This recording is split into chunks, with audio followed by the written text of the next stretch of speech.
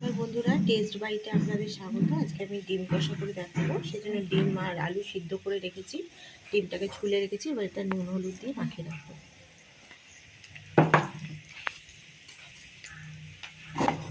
তেল দিয়ে দিলাম, তেল হলে আমি দিয়ে দিয়েছি। এবার ডিমগুলো আমি ভেজে নেবো লাল লাল করে।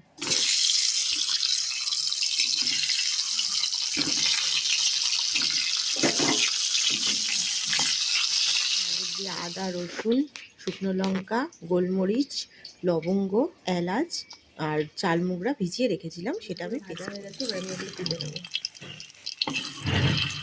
আলুগুলো ভেজে নেবো।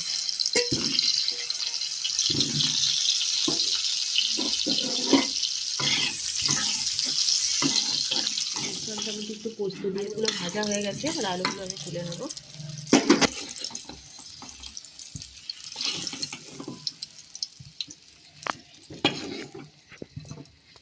আমি কড়াইতে আরেকটু তেল দিয়ে দেবো।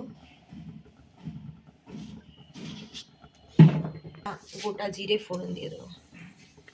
জিরেটা লাল লাল হয়ে গেছে। এবার আমি যে পেস্টটা করে রেখেছিলাম ওটা দিয়ে দেবো। পরিমাণ নুন দেবো, হলুদ, জিরের গুঁড়ো, ধনের গুঁড়ো, কাশ্মীরি রেড চিলি পাউডার, এগুলি ভালো করে কষিয়ে নেব।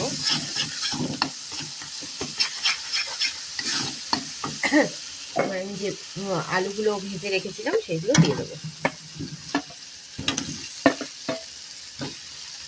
পুরো এটা আলুর সাথে মশলাটা কষিয়ে নেব। একটু দই দিয়ে দেবো। এবার এটা দইয়ের সাথে ভালো করে আলুটা কষিয়ে নেব মশলা।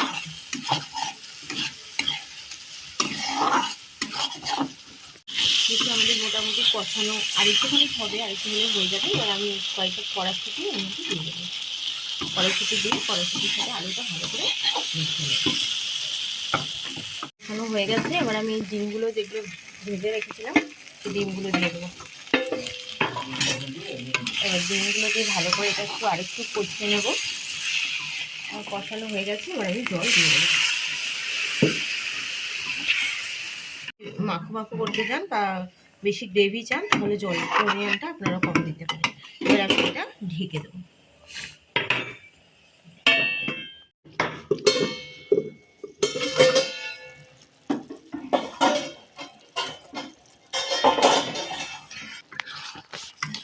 হয়ে গেছে।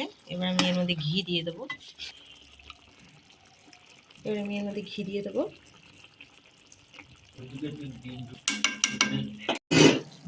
ধনে পাতা ছড়িয়ে দেবো।